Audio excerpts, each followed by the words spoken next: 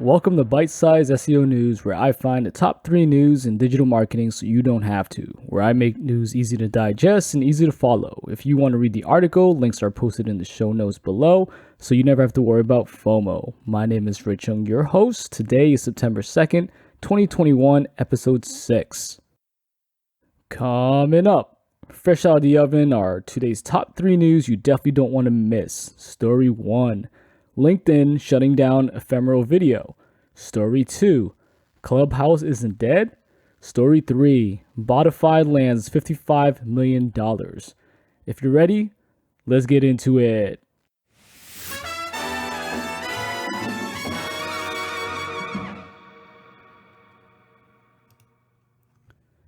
In our first story, this one's from Garrett Sloan of Ad Age. LinkedIn is telling advertisers to prepare for the end of its short-lived experiment with stories after the ephemeral videos failed to catch on amongst the professional social media set. On Tuesday, LinkedIn announced that it would shut down its stories feature at the end of September. LinkedIn, which is owned by Microsoft, copied the video format from apps like Snapchat and Instagram, but indicated that it wanted to explore different video styles that would be more appropriate for its business setting. LinkedIn's move comes weeks after Twitter abandoned its Fleets video format.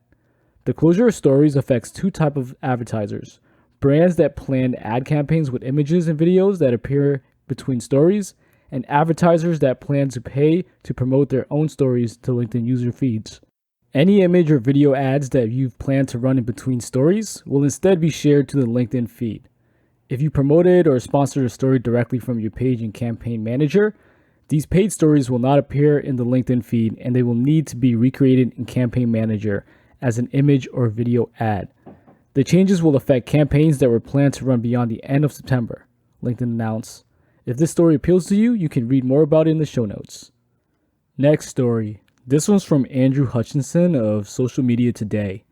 Right now, Clubhouse is reportedly sitting on around 12 million users, while it's hosting some 600,000 rooms per day, up from 300,000 back in May. The app has seen particularly significant growth in India, where Android is clearly the dominant operating system, and where users have welcomed the open opportunity of live discussion partnered with the more data-friendly audio-only approach. Twitter has struggled to expand its presence in the Indian market, currently on 22 million Indian users.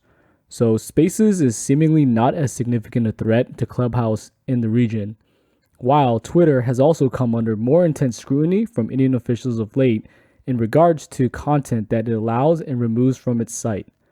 Spaces then could be a challenging element for Twitter to boost in any major way, which could see Clubhouse benefit, but it does also seem like only a matter of time before Indian regulators also take more interest in what's happening in Clubhouse as well. At the same time, Facebook has more than 340 million Indian users, and the gradual expansion of its audio rooms option could also pose a challenge, which may stifle Clubhouse's growth.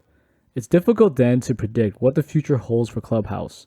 Clearly, based on its various promotions, India is now a key market, and it could be that Clubhouse is able to carve a niche for itself in the region and become a more significant, enduring platform through that effort.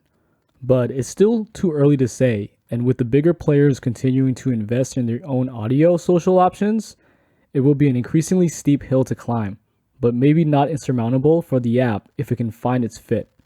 Make sure to check out Andrew's article for more information. Our final story for today, this one's by Kyle Wiggers of VentureBeat.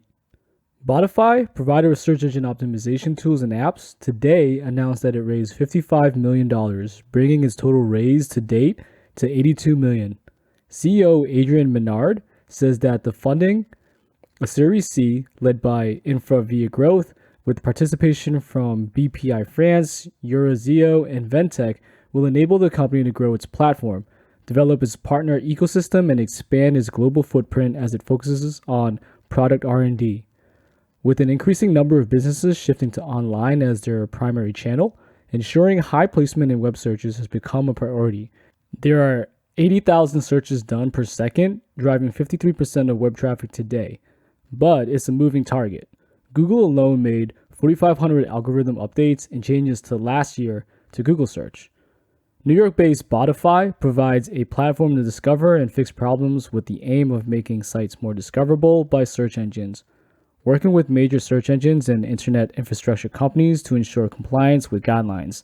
The company develops and maintains AI-enabled analytics and automation tools that leverage more than 1,000 metrics to understand a website's content, search engines' behaviors, and users' intent.